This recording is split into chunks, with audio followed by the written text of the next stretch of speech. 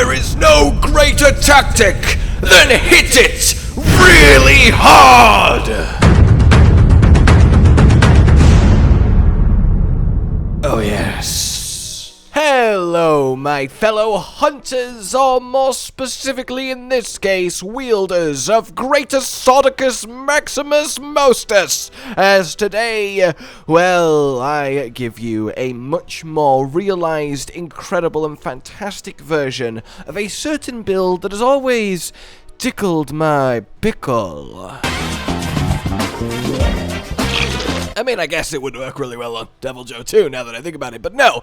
This is Sleep Great Sword, Status Great Sword. I know, ultimate heresy, but very much not just fun, but actually ridiculously powerful in Sunbreak, and not just Sunbreak, but thanks to Title Update 3. And we have reached a critical mass with this, because look, it is fun to hit just very hard. That's why we play the Great Sword, and that is achieved primarily with wake-up hits. They are the signature, especially with Strongarm, barreling, booming. You know the drill. It's good, right? So what better way to hunt than to pretty much just kill the entire monster with wake-up hits? Hit it with a wake-up hit every 30 seconds to 2 minutes, and then it dies. This is an afflicted seething a mountain of health, and yet it took about 13 minutes to kill with about 5 wake-up hits. It really is just great, and it's so comfortable and easy. So yes, I have dabbled in this before. 1, 2, 3, 4, 5, easy. But the thing is, before now, you couldn't really fit all of the skills you kind of need to make this pop, whereas now, yes, you can get all of them and then some, both from better armor, from Qurios armor crafting, new decorations that we can craft too. It really has just worked itself out beautifully. Sadly, while you still want to bring Sleepy Sleep Palamoose with Palamoose? Well, you still want to bring Sleep Setup Palamutes with you, and the setup for them is, well, this, you have slightly less effectiveness from them as status from the Palamutes was nerfed, but that's okay because now we can actually have all 3 ranks of status trigger, whereas before we could only go to 2, which was very limiting in your sleep application window. We've also managed to improve things such as going from no attack boost to 7 attack boost, and then some as well. This really has become glorious. Oh, and we have 100% affinity now, as we're still using the Somnicanth Greatsword as the best of the entire 2 Sleep Greatsword options, but because of the increased augmentation slots, I should mention the augments. We can have 2 affinity and 1 attack, which gives us the extra 10% affinity, which on top of weakness exploit and critical eye 7 is 100% affinity, so no more RNG risk on the actual sleep wake-up hit. That is lovely. Basically then, what our final skills look like this time around is as follows. We get the full attack 7, we get the full critical complement of 100% and the boost. We managed to weave in some evade window to make triggering the now level 3 status trigger that much easier. We have the full sneak attack baked in, the full offensive guard for the 15% more on the wake-up hit, the handicrafter reach purple, and a little bit of extra here and there. Oh, and some powder mantle just because we can. Even intrepid heart to make this all so much easier. Basically, it has never been easier to put the monster to sleep, and we have never hit as hard as we can now while it is asleep, even with this greatsword.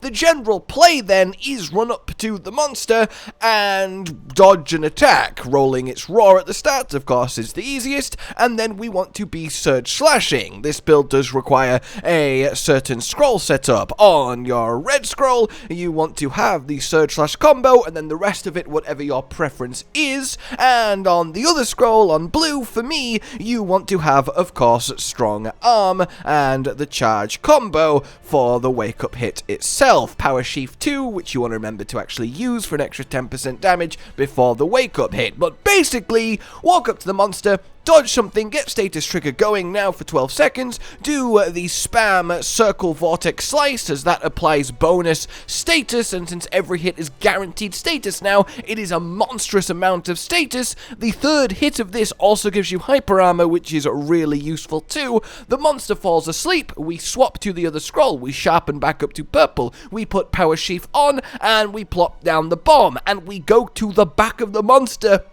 because we have sneak attack, and then we, well, strong arm the barrel, but wait for just the last moment so we get offensive guard trigger, and then we slam down for just ridiculous numbers. This works wonderfully.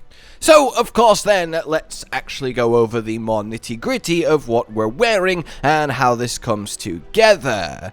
We have ourselves gold Rathian helmet, risen Teostra chest, flaming Espinas gloves. The gloves are a little bit more flexible compared to the other slots, but I think flaming does give the most bang for the buck, especially with that extra intrepid heart usefulness. Golden Rathian waist and our violet Mizutsune legs. Talisman wise, you want to have a +4, so in this case I've got 3 attack and a 3 slot, so +4 skills that I need. And in terms of Qurios crafting, well, we can get a lot out of this, because we can quite easily get something like sneak attack, something like evade extender, something like handicraft. Thanks to the skills craft, we can add a lot. For example then, when I decorate mine up, it looks like this. I have managed to get some sneak attack from the Qurios crafting and a crit boost too, and it's basically let me have the room to put in the extra evade window, which I recommend is your primary best leftover skill extra once you've got everything else that is required.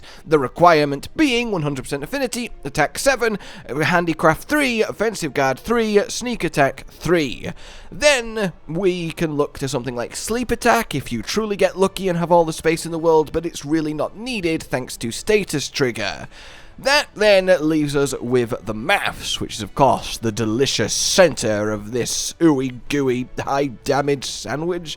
I really have no idea why I said that, and honestly it kind of upsets me a little bit that I have. In any case then, we have a base of 320 on the Sunbreak Great Sword, an extra 5 from 1 attack augment, and an extra 10 from attack 7, 335. We times that by 1.1 from attack 7, 1.15 from offensive guard 3, 1.2 from sneak attack, 1.4 from 100% affinity with 3 boost, and 1.39 for purple sharpness, equaling 990. To put that in perspective, the last version of this build was 838. That is a monstrous increase in effective raw on our actual wake-up hits, and it's why it's hitting so goddamn hard.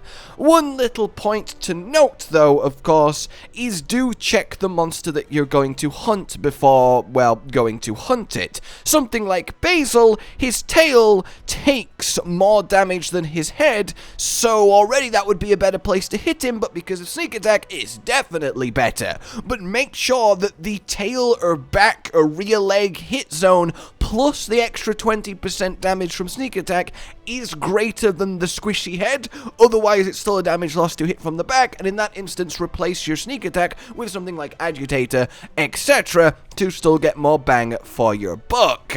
Other than that then, it's just a very powerful, fun playstyle. Be super hard to kill because of your evade window, your dodging, your surge slash, then repeatedly spin, put the monster to sleep, swap around, do your setup, hit it incredibly hard, and repeat.